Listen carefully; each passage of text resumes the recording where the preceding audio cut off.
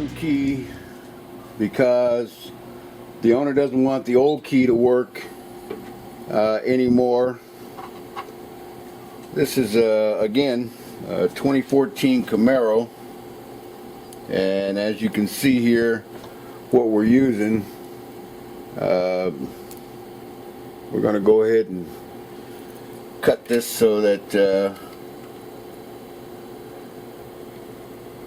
we can recode the new lock cylinders to this new key code that we're cutting on this blank. The key code that we're going to use is Z as in Zulu 4345. So now we've got that in our machine, and we're gonna go ahead and cut.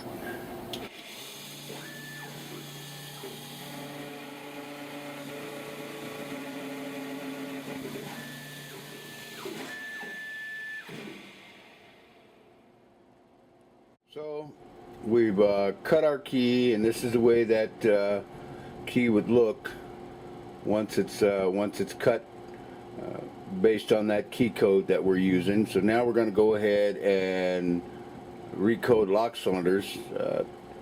We've got two of them to recode. I'll show you what we do as we do it.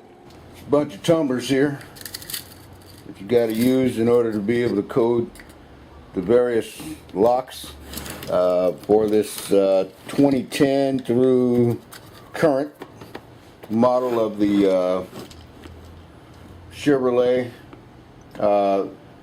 your Buick, Verano, the Ford Fiesta ignition and door, the GM Chevy Volt, the door, the GM Buick Regal, the LaCrosse, the Chevy Camaro, the Chevy Cruze, Chevy Equinox, and the GMC Terrain.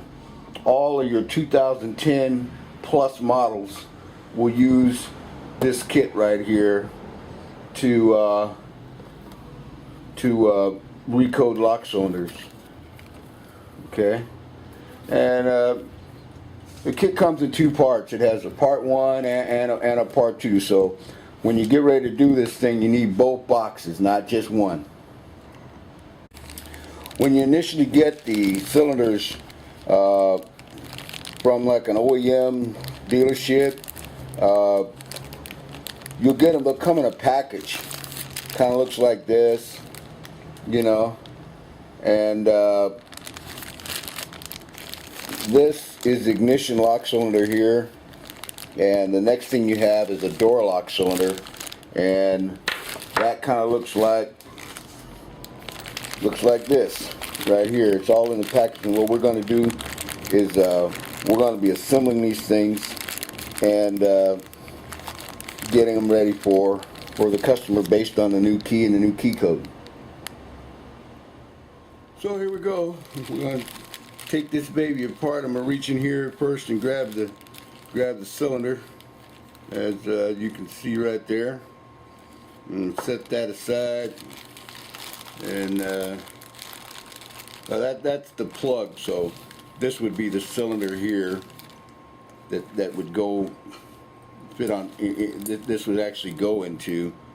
So once we put the tumblers in there, they're going to fit inside of this sleeve, and this whole unit will go into a housing, and the key would go, and that's of course in there, and everything's made, and you'll be able to turn it right or left. So that's basically.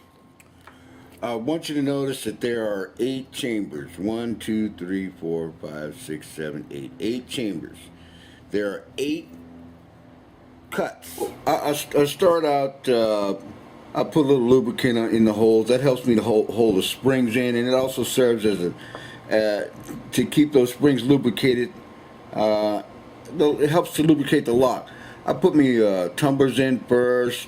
My springs in first, and then comes the tumblers after that, and the rest of the assembly of the lock cylinder.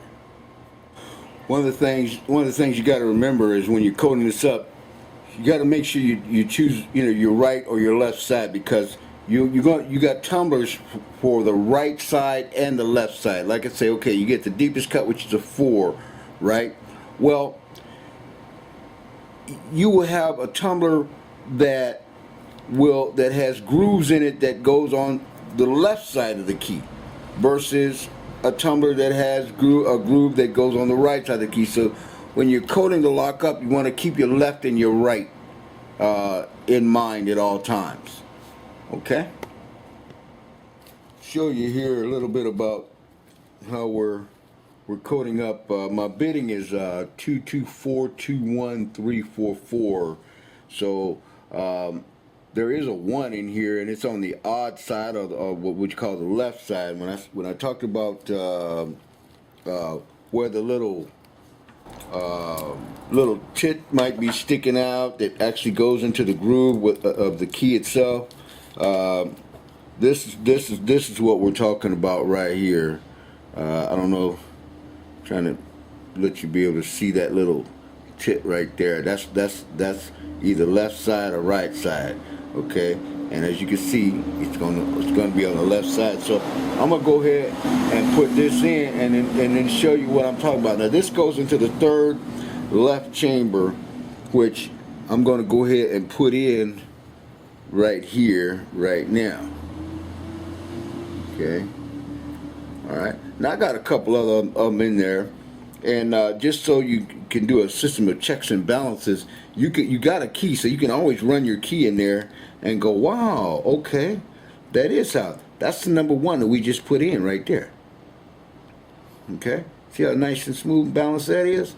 That's how that works. So you continue that operation until you're done with that cylinder. Okay, so now I went ahead on and finished putting the left and right tumblers in their respective places. So now we're going to do a little check and make sure that we put everything in the right place. You'll notice that there's some empty spaces, and we've got all that's required to fill those spaces right now. But here we go. Okay, now we rotate that over, and as you can see, that's how that's going to work. Now if I just go ahead and slide this cylinder in there, or slide this plug into the sleeve, you can see how nice and smooth that is. We're going to put a little lubricant on there to make things work for an extended period of time. But that's what you're looking at when you talk about recoating one of these late model Chevrolet or GMC type products or Buick products that uses the HU101 keyway. Some of you people looking at this may be looking at, how to remove one once it's been, how do you remove that ignition? How do you get it out of there? Well, first of all, I'm going to tell you right now, you do need a key. And if you don't, yes, there are other ways to take it out.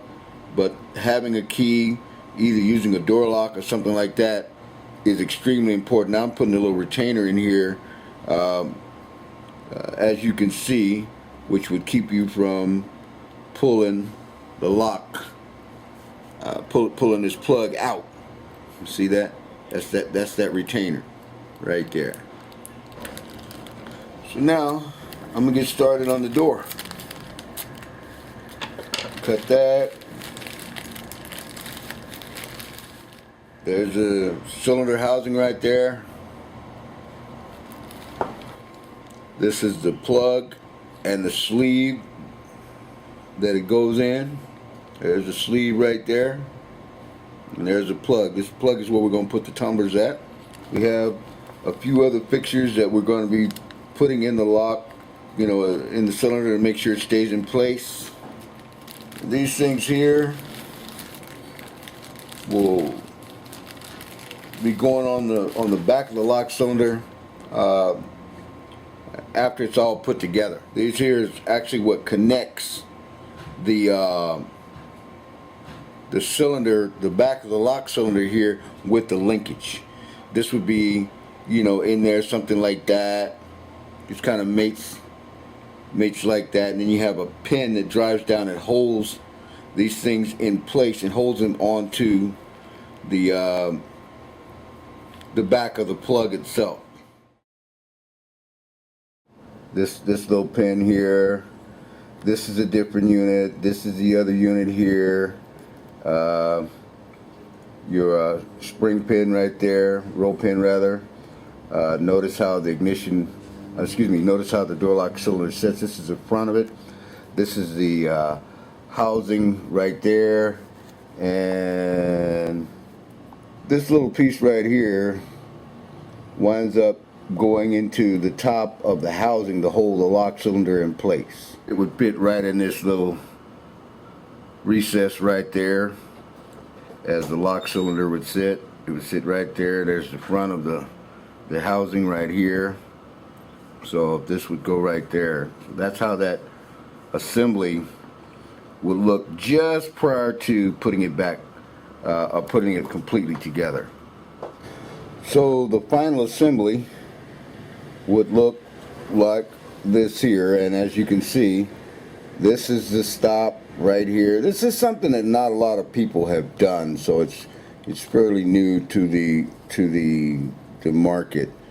But this is what you're looking at right here. So we got a test key here. We'll just do a quick test, make sure, you know,